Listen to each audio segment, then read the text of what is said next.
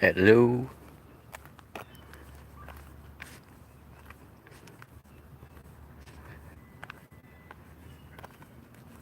How's everybody doing?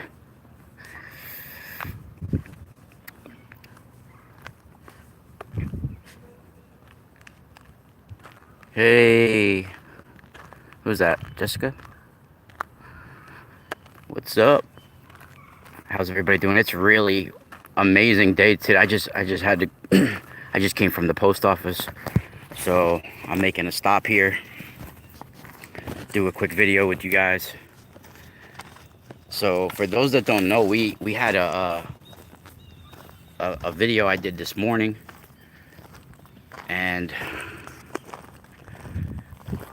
I dropped a lot of info this morning. A lot of cool information to think about. I had some people contact me already about, damn, I think I got bit by a mosquito, about this morning's video.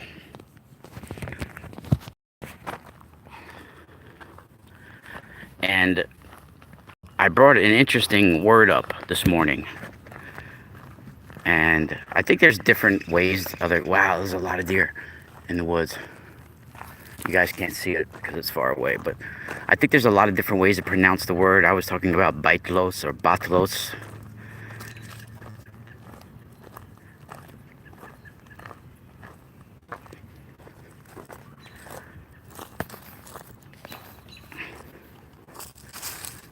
They also have a word that Cernunnos actually comes from, I feel. Cernue. And it's basically spelled, the first one, the Baitylos, is spelled B-A-I-T-Y-L-O-S. Sometimes it's even Baitlon, B-A-I-T-L-Y-O-N.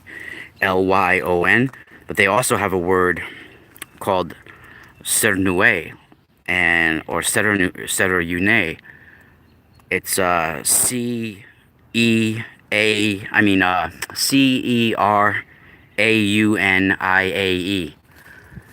And they basically are like a similar word that you find in ancient writings. And I think a lot of words that we use today are derived from this, which is very interesting.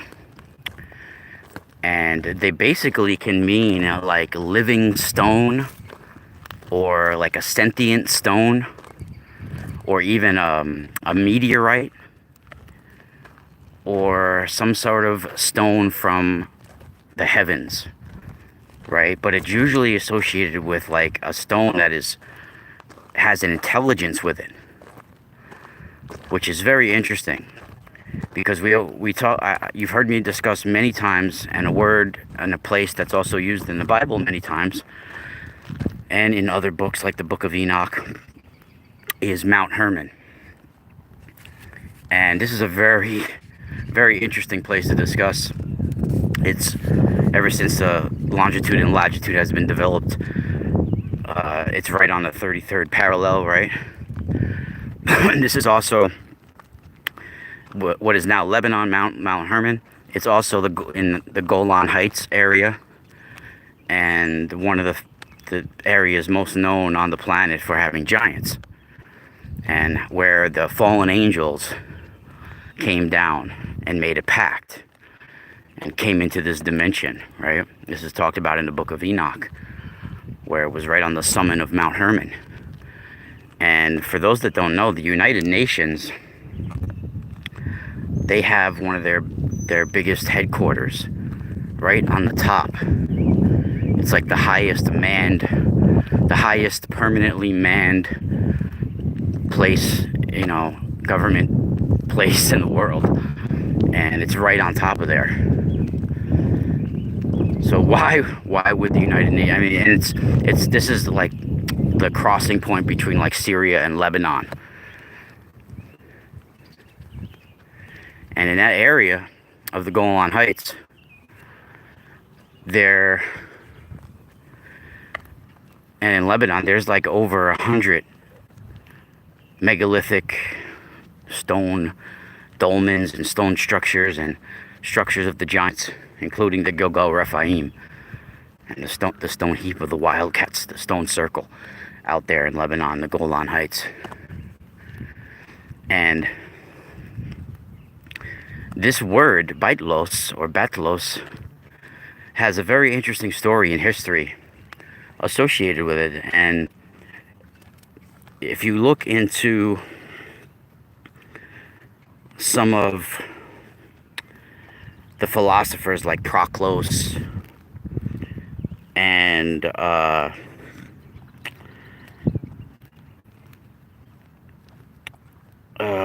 think it was Asclepiades, who there's a story of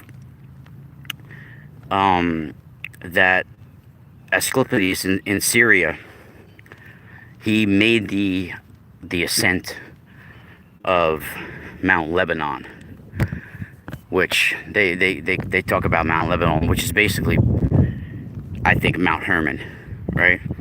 And he talks about how he saw many of the so-called Baityla or Baityloi, right? Spelled B-A-I-T, like bait with a Y-L-O-I, like bait, B-A-I-T-Y-L-O-I, Baityloi. And what he talks about is pretty interesting, because they're not just a regular meteorite that we're talking about here. I do feel that they're similar to meteorites, but they're coming directly from God, directly from messengers of God are bringing them here. And bringing them here with a divine reason and purpose, carrying genetic codes that bring things into manifestation on this world, that create things. Right? It's a living, sentient intelligence that then becomes a stone or crystal or technology in this dimension. And it's described right in the accounts. And these were very intelligent people, and you got to take some of what they're talking about at face value. I mean, even if it was a couple thousand years ago, our ancestors knew the difference between a stone falling out of the sky and a stone falling out of the sky and talking to you and showing you things. I pretty much, especially when they're the most respected historians and scholars and scribes of the time, recording these things, right? So he talks about how he made the ascent of Mount Lebanon, right? And he basically says he saw these Baitylos moving through the air.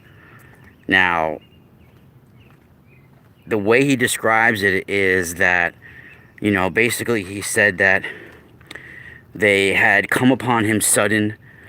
All of a sudden, he was basically like going about his business in regular life, and then like out of nowhere, he got this like unexpected desire that came over him to go out and go to Mount Lebanon. Like he was home doing something, and then basically like in the middle of the night,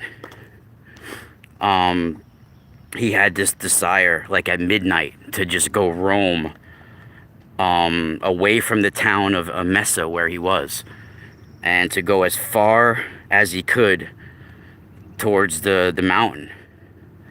And he went to the place that at the time stood the ancient temple of Athena, who at Emesa was associated with the god Zeus Kataronos, or Zeus of the thunderstone, right?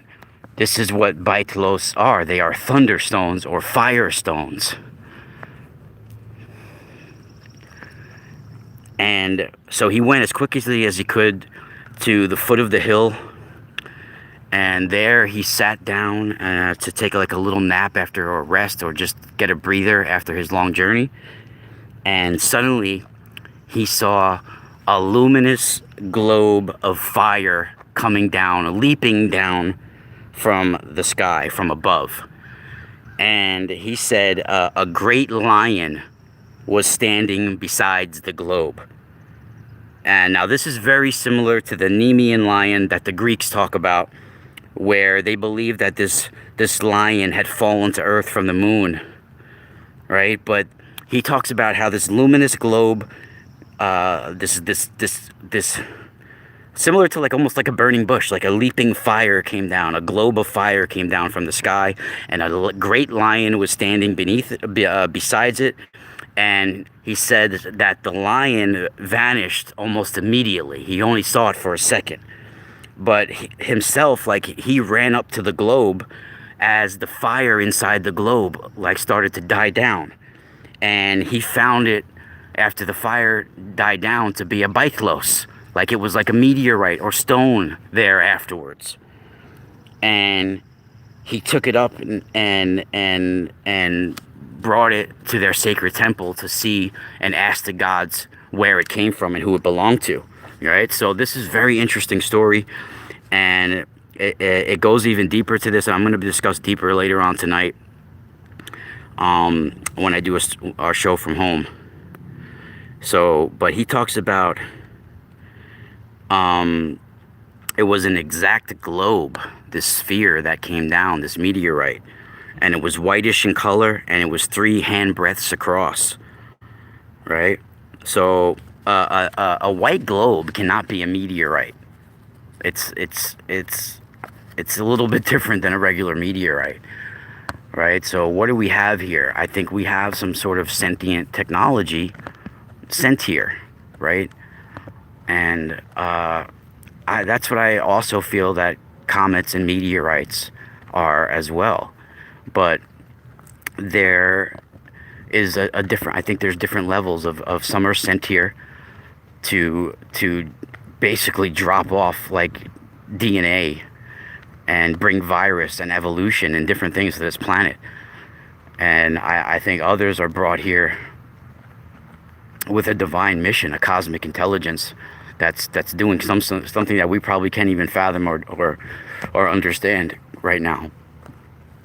But I've had visions of these lion beings, even dreams of them coming down in beams of light that I've talked about before. So when I find these accounts of similar things that I've mentioned before I even knew these accounts existed, it's really amazing. And they talk about the Magi, who also went searching for these thunderstones. They would look tirelessly all over for these. They said that the only spot that these things would exist is spots where thunderbolts hit the ground, right? So this is they call them the Baitylos, or Kernue. And it's interesting that this happened right at Mount Lebanon, where he talks about this. And there's more accounts, very similar accounts, and it basically is similar to the word Bethel as well, house of God or stones of God, right? Stone house of God or sacred stone of God. It's very similar to Babylon as well, these words.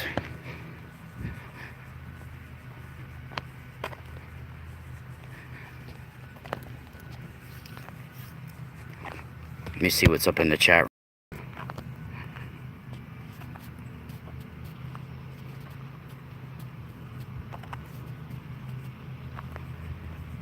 Edge of your seat. What's up, Cam? How's it going, everybody?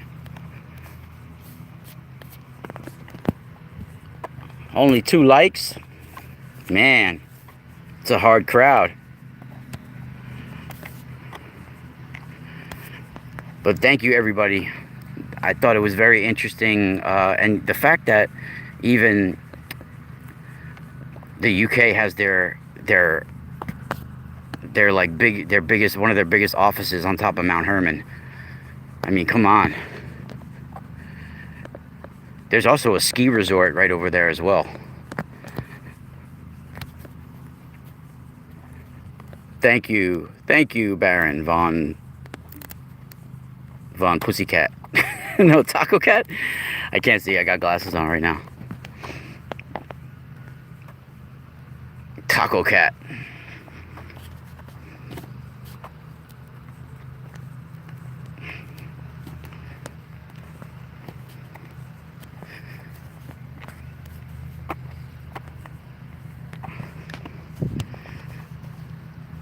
Yeah, so we're going to go deeper into this actually later on as well.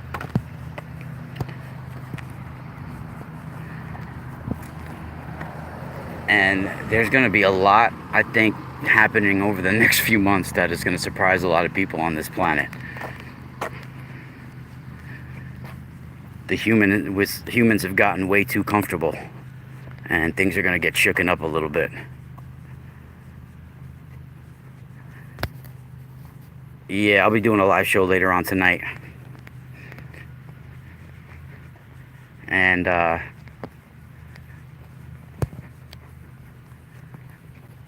we're going to have crystals and tensor tools, and we're going to do a giveaway as well.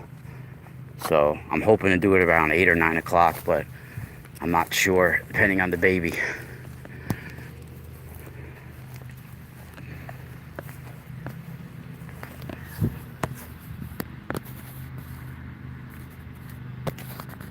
My daughter's been wanting to do her own thing lately. Like, she don't need a dresser. She don't want to get dressed. She wants to wear whatever she wants to wear. Everything's a fight. So you just gotta like kind of go with it and let her make her own decisions right now. But like, if it's up to her, she'll sit there and veg out and eat strawberries and watch cartoons and not get dressed. And like, I get it, but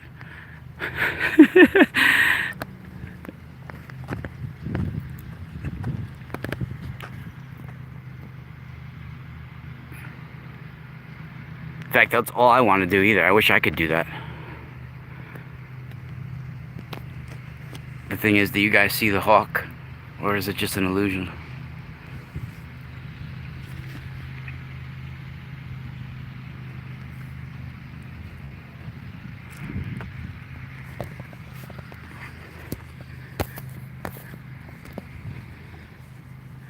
Yeah, what's interesting too is that, like, I was doing some research a few days ago about in like documented history, trying to find things about like the moment of Christ's death, recorded history, because we talk about in religious history, one of the main things that Christians and Catholics believe in is that the moment that Christ died, there was a massive earthquake on this planet. And this is when the blood of Christ went on the mercy seat, some believe, right? And they have even in China, a recorded earthquake around that time. And it's an interesting story because, like, they talk about how even some of the saints appeared,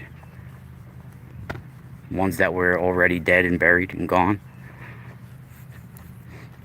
People were appearing, resurrecting from the dead.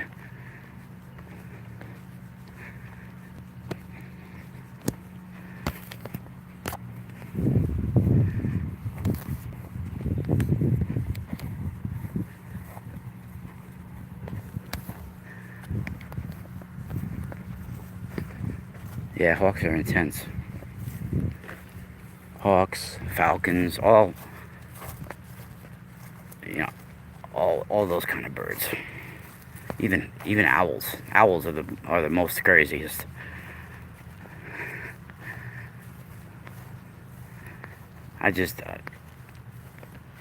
Actually, all those kind of birds are. There's some sick ass birds out there. They're like part dinosaurs. Alright, everybody. It is really hot out here today.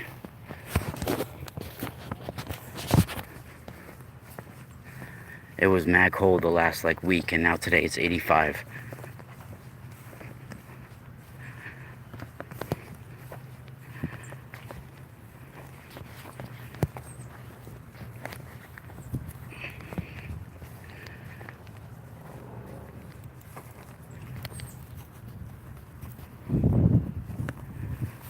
Yeah, I'm gonna go hobble back to my car. My foot is hurting me now.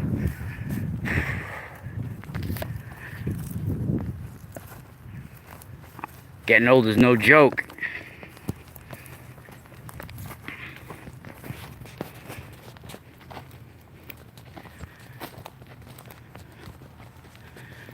But yeah, so I'm looking to start, actually, I've discussed this with Roger Spur, like we're looking to start a school. So where eventually people can be homeschooled from, kids, everything. Where we're looking to get people in each one of their fields, right? All different levels of academics and life coaching, and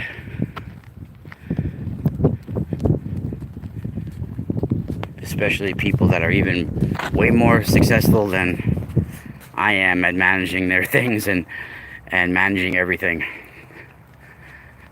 And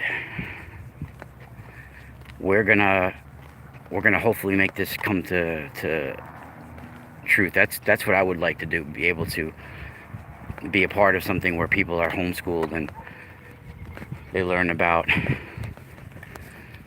life in general and true history. And I don't mean like pumping their heads with fallen angels and things like this, like that we're talking about here on here, but I mean simple stuff, real things that they need to learn about life and growing up, and real homeschooling.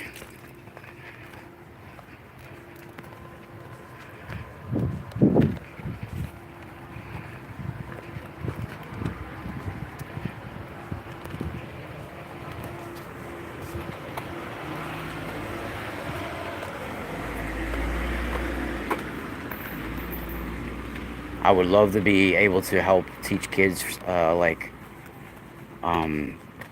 self-defense and things like that as well.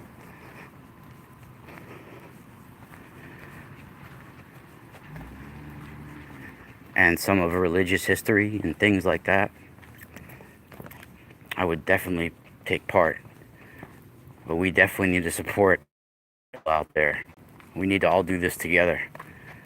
And even with my research, and I have certain books that I've been working on, things that I've been working on, that it takes, if anybody knows a publisher that has book deals, or let them, contact me if anybody knows out there, because if I can get signed to write a book or something like that where I'm getting paid to write, then I can actually produce some serious stuff. It's that things are really tight right now and everything costs money. So if we had support on at a bigger level out there, man, there's people that, there's some things I could see, and there's some people that have a lot less information than I do, and they're doing big things out there, and people swallow it too like it's real. So we definitely need support out there of everybody. And you can find me at themysticalspiral.com. Spiral out.